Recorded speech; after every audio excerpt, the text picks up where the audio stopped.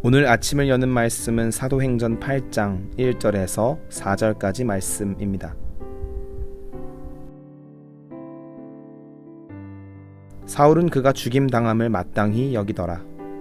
그날에 예루살렘에 있는 교회에 큰 박해가 있어 사도 외에는 다 유대와 사마리아 모든 땅으로 흩어지니라.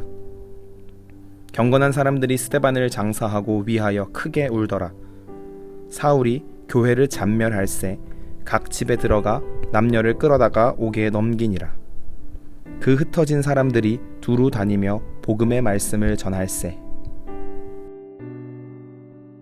사도행전 8장 말씀은 예루살렘 교회에 큰 박해가 있어서 그리스도인들이 유대 지방과 사마리아 지방으로 흩어지는 장면을 소개하고 있습니다. 이 흩어짐을 통해서 하나님께서 우리에게 전하시고자 하는 말씀은 무엇인지, 나아가 우리는 어떤 삶을 살아야 하는지를 깨달아 알고자 합니다. 사도행전 7장에서는 유대인들이 스데반 집사의 설교를 듣고 마음이 찔렸고 결국 이를 갈다 분노를 참지 못하고 돌을 던져 스데반 집사를 죽게 만들었습니다.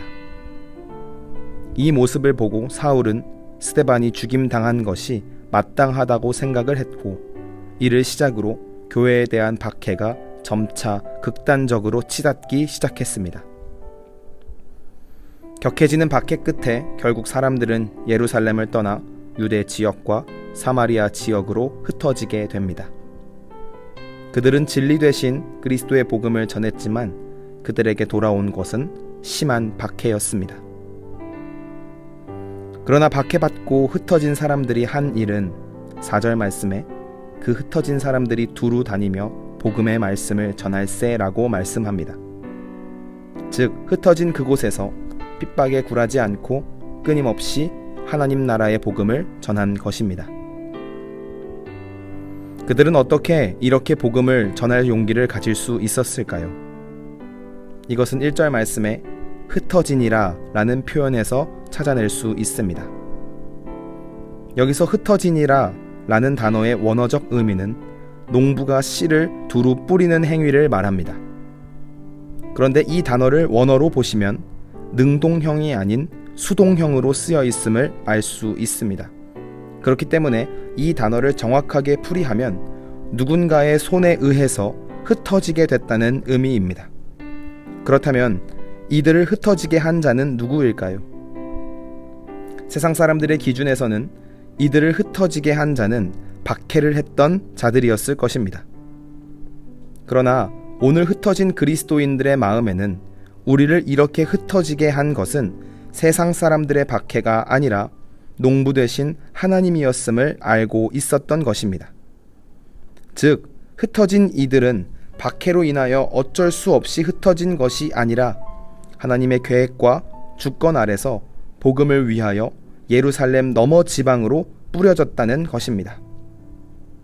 박해를 당해 흩어지고 있던 많은 그리스도인들은 이 사실을 분명하게 알았습니다. 그래서 비록 몸은 다른 지역으로 흩어졌지만 그들을 그곳으로 뿌리시고 보내신 하나님의 뜻을 분명하게 알고 있었기에 그들은 복음을 전할 수 있었던 것입니다. 그렇기 때문에 사도행전 8장의 말씀은 박해를 받고 흩어지게 된 안타까운 교회의 상황을 이야기하는 게 아니라 예루살렘을 넘어 유대와 사마리아 땅끝까지 복음이 전해지게 된 영적 전환점이 언제였는지를 알려주고 있음을 기억해야 하겠습니다. 오늘 말씀을 통해 중요한 사실을 깨달아야 하겠습니다. 먼저는 복음을 전하는 길이 소위 말하는 꽃길이 아닐 수도 있다는 것입니다. 복음을 전하는 길은 고난의 길일 수도 있고 고통의 길일 수도 있고 박해와 환난이 가득한 길일지도 모릅니다. 심지어 사울이 그러했던 것처럼 교회가 박해받는 일을 당연하게 생각하는 사람들 또한 많이 있습니다. 이때에 성도가 기억해야 할 것은 현재의 고난이 아닙니다. 이때의 성도는 로마서 8장에서 현재 우리가 겪는 고난은 장차 우리에게 나타날 영광에 비하면 아무것도 아니라 고백한 것처럼 장차 우리에게 주실 하나님 나라의 영광을 생각하며 참으며 인내할 줄 아는 거룩한 성도가 되어야 하겠습니다. 나아가 우리가 처해 있는 이 자리가 하나님이 보내신 자리임을 기억해야 하겠습니다. 오늘 박해를 받아 흩어진 그리스도인들은 그 상황을 절망의 상황으로 받아들이지 않았습니다. 이유는 하나님이 당신의 복음을 위하여 세상 가운데 뿌린 것이란 믿음이 있었기 때문입니다. 오늘 우리 또한 마찬가지입니다. 내가 처해 있는 상황이나 환경이 괴롭고 힘든 자리일 수도 있습니다. 그러나 그 자리 또한 하나님이 당신의 복음을 전하라고 하는 마음을 가지고 보내신 자리임을 기억하며 복음을 전파하기에 힘쓰는 성도가 되어야 하겠습니다. 내가 처한 현실과 환경에 불평하고 실망하기보다 하나님 나라의 확장을 위한 거룩한 기름을 기억하며 살아가는 성도님들이 되시기 바랍니다.